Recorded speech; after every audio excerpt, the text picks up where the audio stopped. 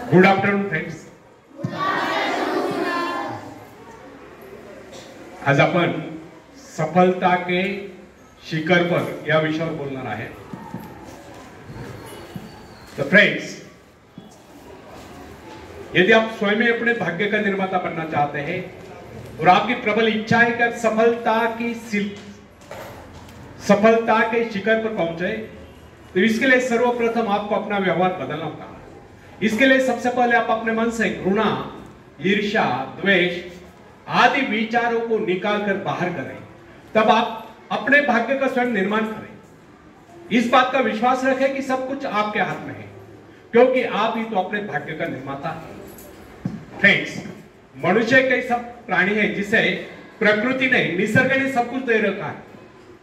इतना ही नहीं, प्राकृतिक गुणों के अतिरिक्त यदि किसी प्राणी में कुशलता है तो वो अपने कौशल से दूसरों के गुणों को अपनाकर और भी अधिक गुण संपन्न हो सकता है. उदाहरण के लिए, हम मछली के भांति जल के जीव नहीं, लेकिन हमारे मन में उसके भांति तैरने की इच्छा जागृत हुई तो हमने तैरना सीख लिया. पक्षियों की भांति हमारी परवाज करने की इच्छा हुई तो हमने हवाई जहाज बना ली. इस प्रकार प्रकृति ने, निसर्ग ने मनुष्य को इस प्रकार बनाया कि वह सब कुछ कर सकता है. अतः प्रकृति से प्राप्त सुविधा का लाभ हम स्वयं नहीं उठाते हैं तो हम जैसा मूर्ख भला और कौन होगा. प्रकृति ने हमें क्या नहीं दिया, उसने हमें कैसी शक्ति दी, बल्कि जादुई शक्ति दी है जिससे हम सब कुछ पा सकते हैं. हाँ, ये अलग बात है कि हम उस शक्ति को पहुंचा नहीं पा रहे. अरस्तु ने एक बार चौराहे पर खड़े होकर चिल्ला चिल्ला कर कहा था, इस दुनिया में सब कुछ है, जो चाहो सो पाओ, पर पहले अपने को उस योग्य बनाओ. अरस्तु ने कहा, इस दुनिया में सब कुछ है, जो कर्म ही नहीं वो कुछ नहीं पाता. एक सत्य उक्ति भी है, कर्महीन नर पावत नहीं. आपको क्या चाहिए इस पर विचार करिए, फिर गंभीरतापूर्वक उसके लिए योजना बनाइए. योजना बनाकर उस पर अमल करें, बराबर प्रयत्नशील रहे. एक दिन आप अपनी इच्छा पूर्ति करके रहोगे, एक दिन आपको सफलता अवश्य मिलेगी. फ्रेंड्स, यदि हम सतत विकासमान हैं तो हमारी शक्तियां क्षीण नहीं हो सकती. जिस प्रकार घर का कूड़ा प्रतिदिन झाड़ू से साफ करना पड़ता है, उसी प्रकार मन के कूड़े को प्रतिदिन साफ करें. निरंतर नए विचार, आगे बढ़ने के विचार, प्रगति के विचार, उन्नति के विचार मन में लाएं, तब शक्तियों को क्षीण करने की क्रिया स्वयं समाप्त हो जाएगी. हमारे मन तथा शरीर में निरंतर विकास की क्रिया जारी रहना स्वाभाविक है. इसमें बाधा तब पड़ती है जब दूषित विचार हमारे मन पर आक्रमण करते हैं. मन पर दूषित विचारों का आक्रमण तभी होता है जब हमारे मन में खालीपन होता है. जब तक हम अपने मन में विकास के विचार रखते हैं तब तक अवनति के विचार नहीं सकते. प्रगति के विचार है तो अवनति के विचार नहीं सकते. मन को नवीन तथा तरोताजा करने के अनेक उपाय हैं. इस विषय में हम सबके भिन्न भिन्न अनुभव हो सकते हैं. हम देखते हैं कई बार हमारे मन में दुख और निराशा की छाया आश्चर्यजनक रूप से लुप्त हो जाती है. दुख के घिर आए बादल हट जाते हैं, उनके स्थान पर हर्ष की धूप खिल उठती है. कम से कम कुछ समय के लिए जीवन के प्रति हमारा दृष्टिकोण बदल जाता है. कई बार हम अनुत्साहित और निराश हो जाते हैं और अकस्मात कोई शुभ समाचार आ जाता है और हमारा हृदय हर्ष से गदगद उठता है. अथवा कोई हसौड़ सहृदय व्यक्ति आ जाता है तो हमारी मनस्थिति में पूर्णतया परिवर्तन ला देता है. या कोई परम प्रिय मित्र आकर सारा वातावरण ही बदल लाता है.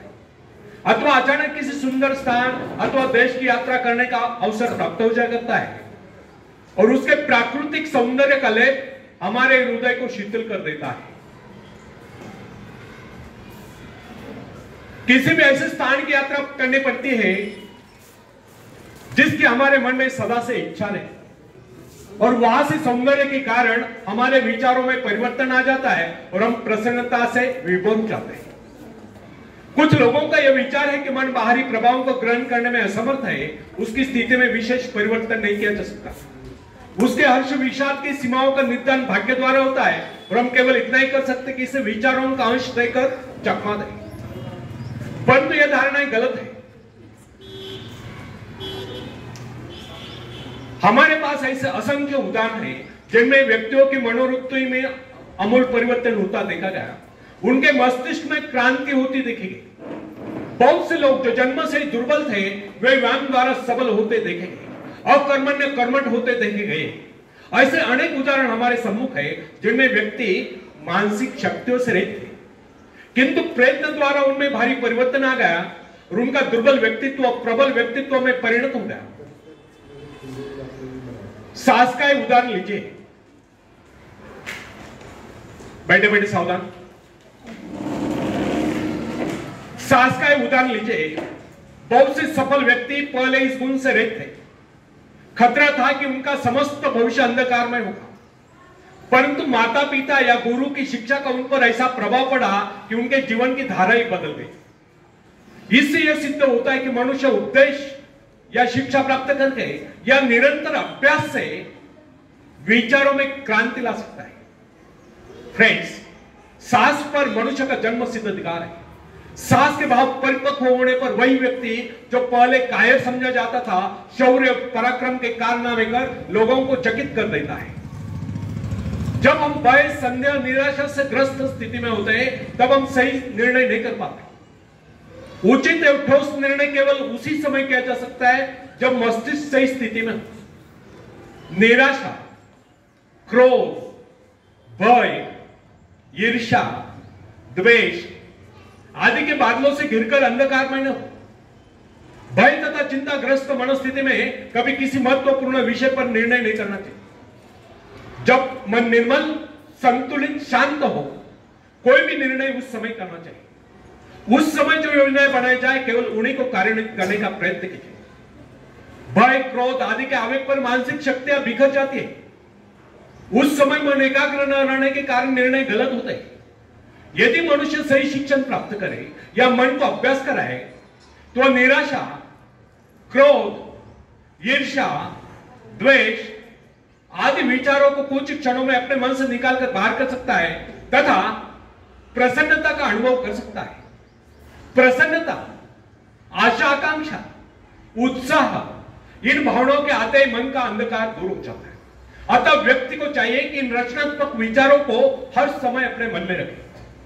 सभ्यता की प्रत्येक नई आवश्यकता मानव मस्तिष्क को नई चुनौती देती है और जिस प्रकार जानवरों तथा मनुष्य के शरीरों में जलवायु तथा वंश रक्षा के उद्देश्य से समय की आवश्यकता के अनुरूप लगातार सुधार होता चला गया है, उसी प्रकार आज के परिवर्तित आवश्यकता वाले संसार की मांग के अनुरूप मनुष्य को भी अपने मस्तिष्क को सुधार कर मुकाबले के लिए तैयार करना होगा।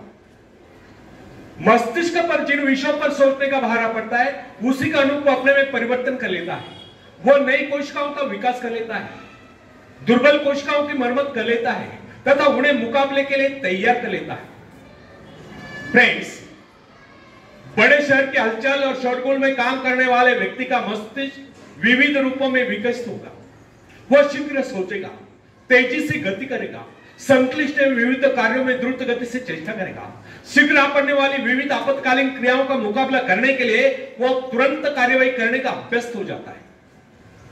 छोटे नगर कस्बे में रहने वाले व्यक्ति का मस्तिष्क भिन्न प्रकार से विकसित होगा क्योंकि उसकी आवश्यकता इतनी विविध नहीं है और उसे तुरंत ही बहुत से निर्णय करने की आवश्यकता भी नहीं होती। यह कदापि न भूले कि प्रत्येक कार्य मस्तिष्क के सम्मुख नई चुनौती उपस्थित करता है और उसकी आवश्यकता के अनुरूप ही मस्तिष्क अपनी काबिलियत का विकास कर लेता है तथा विशेष किस्म के काम के लिए अपनी शक्तियों को बढ़ाता है।